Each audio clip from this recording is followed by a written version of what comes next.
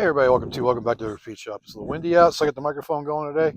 So I have to do something I hate doing in this video. That's repairing this. We gotta replace that rear window regulator on there. So it's a quick how-to and a quick video on how to replace the window regulator on a 2006 Silverado. So let's go ahead and get into it. Let's get the cars pulled out and the truck pulled in.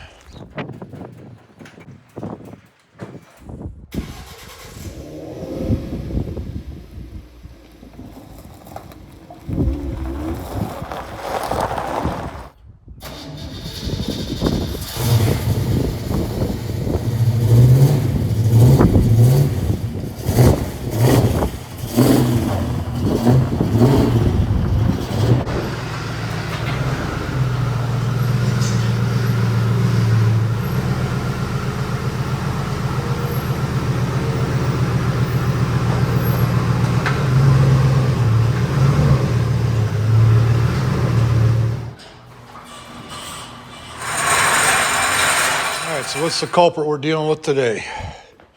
That would be this thing right here. I'm gonna show you what it's doing. Oh, copyright. Ah, it won't go down. So that means the cable snapped off the regulator, most likely.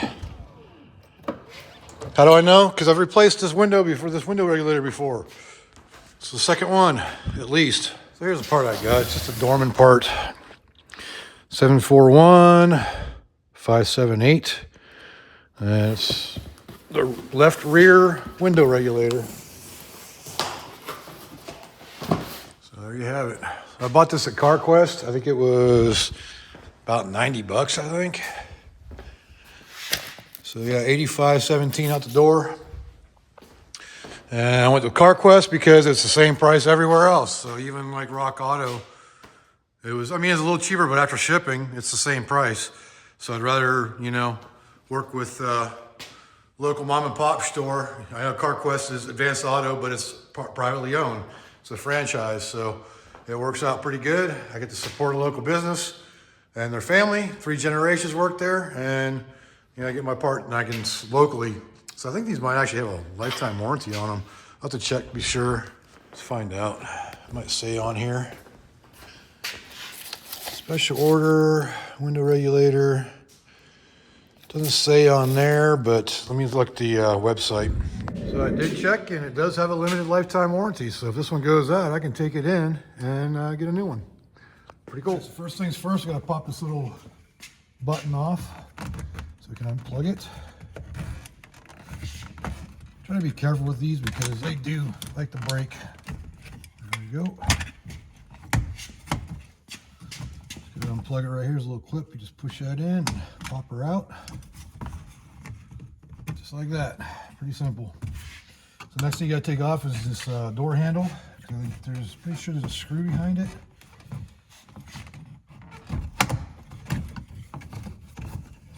It just slides out like that. Actually, there isn't a bolt behind it, so it just just get in the way.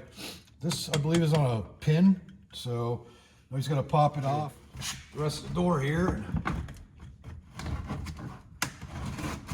So it has been a couple years since I've done this, so forgive me if I do the steps wrong. Nice long screw. Look at that thing. Maybe I gotta take that off. I don't know. It should just lift up.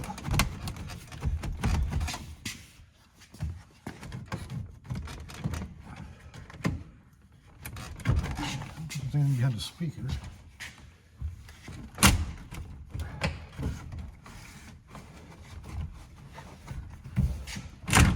Yeah, it just lifts up. There we go. Forgot these have little clips, like little feet right here. You just gotta lift them up off. That's dirty. I don't know what that was, but that's broken now. That must be what was holding it up. So I just broke the handle. Oh. So there's a screw. right back in there that I forgot about. So I just broke that. Oh well. So be mindful. There's a screw right there to take the panel off. That's the one I was missing. I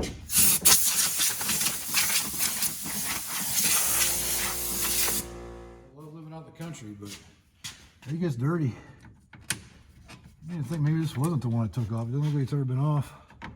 Maybe it was the driver's side, or the front driver's.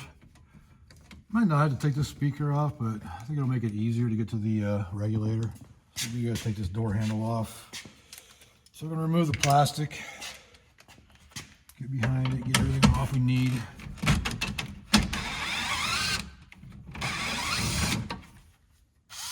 This is dead.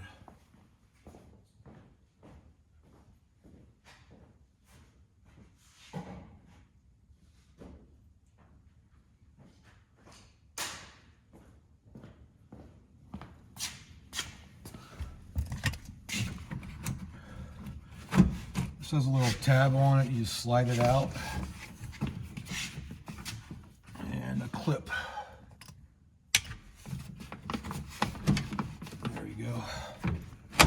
Now it just pops out. So he's got 3 clips on the back. All right, now you're gonna take the plastic off. Kinda love living out in the country. Got more dirt in here than I'm used to. Remember where that bar goes to, right there where that arrow's at.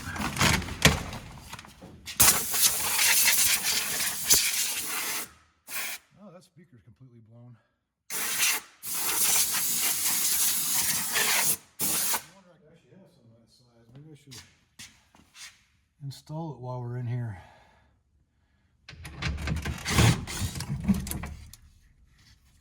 Look at that. There's nothing left of that outer ring. So right there's the issue. See the cable's broken? They usually break right out of the plastic right here. And that's what causes it. So just gotta unplug it, unbolt it, and get it out of there and replace it with a new one. The window stays on the track, so I think we can get to it right here and right here. So these tracks, the whole thing gets replaced. Yeah, that's the clamp for the window. So if we get that out, I'm going to tape this up so it doesn't fall. Make sure you have some goof off or goo gone standing by if you're going to use duct tape to hold the window up. I know they have these little suction cup things you can buy to hold them up, but I don't have them, so. All right, should be a 10. Can I get to it? Yes. You don't need to take the nut off all the way. It's just a clamp that will just release the pressure. And one down here, one right here, this one up here. See this one up here when you're putting it in, if you see that little circle, you can get the bolt through it and then slide it down so it allows you to install it a little bit easier. So I'm just gonna pop these are studs down here. Just gonna pop that out so it can drop down like so. And the whole assembly should come out now. There we go.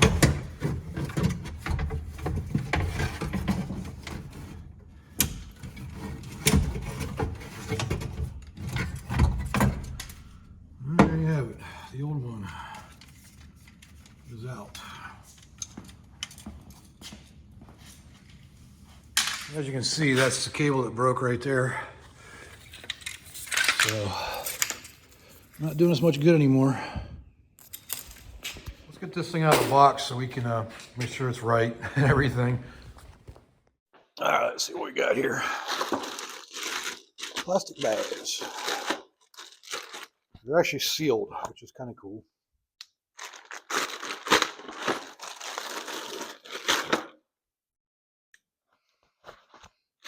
Plug looks right. Yeah, I think so. We've got it all zip tied together, so we have to cut that off. But remember I was saying how it's got the screws up top here. Oh, I'm sorry, those are the studs. So it has these screws up top here, and you can use those to guide it in. Hopefully, I've had them not fit through the holes in the top. So let's get that in there and get this thing going. The best way is like this.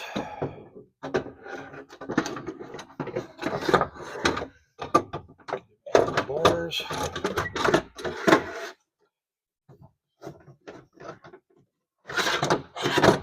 Separate it. I was saying, you can actually see here, in the slot right up here, these bolts should just slip right in, just pop right down in. Same way over here, slide down, pop right in. And then the studs down at the bottom, they just go into the holes that they're designated for them. You get the level right. There we go. So it comes with new screws up here, but you have to reuse the nuts at the bottom to install it. Which ain't a big deal because they should just fit right on.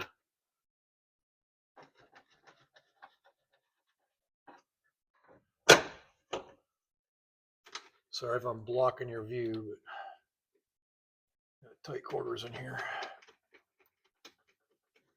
Plug her in.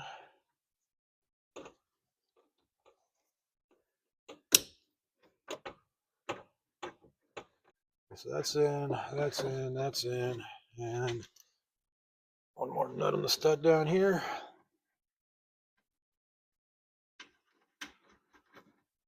And that's in. You gotta make sure you line your tracks up to your window up here. We have to raise it up. This is down a little bit. So to plug in power, which ain't a big deal, you just plug the switch in right here. Turn the key on. We can raise it up enough to get it up onto the window. Then we can clamp it down. And those are tight, so we just gotta loosen those up a little bit. Gotta do. So they weren't tight. But tight enough that they wouldn't have gone on the window. All right, so we can go ahead and tighten down all the hardware.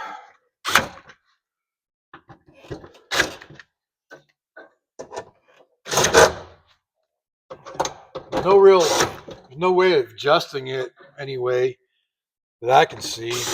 So it just goes in the way it came out because these holes are all the size of the studs and the size of the screws. So should be good to go. Let me get the switch right here.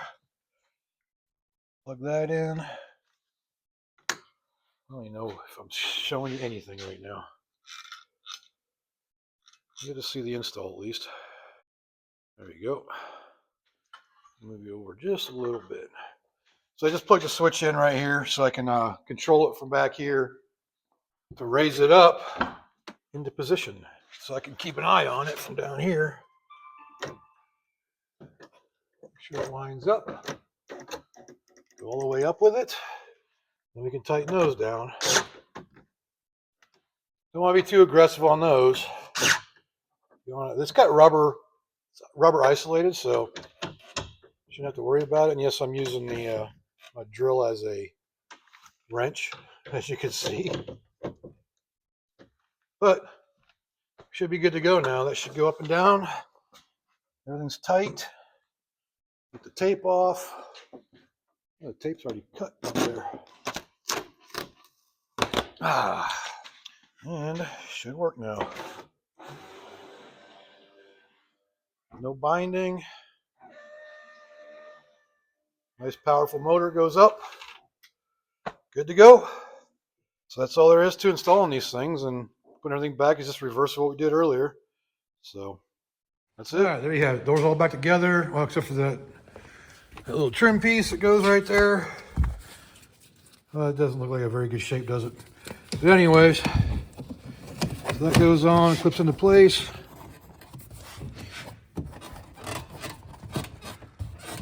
And done there. So that screw being out of there isn't really affecting it too much.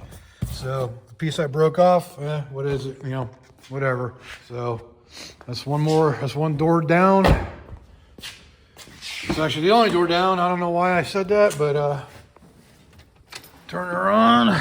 See if she goes down. She goes down. She goes up.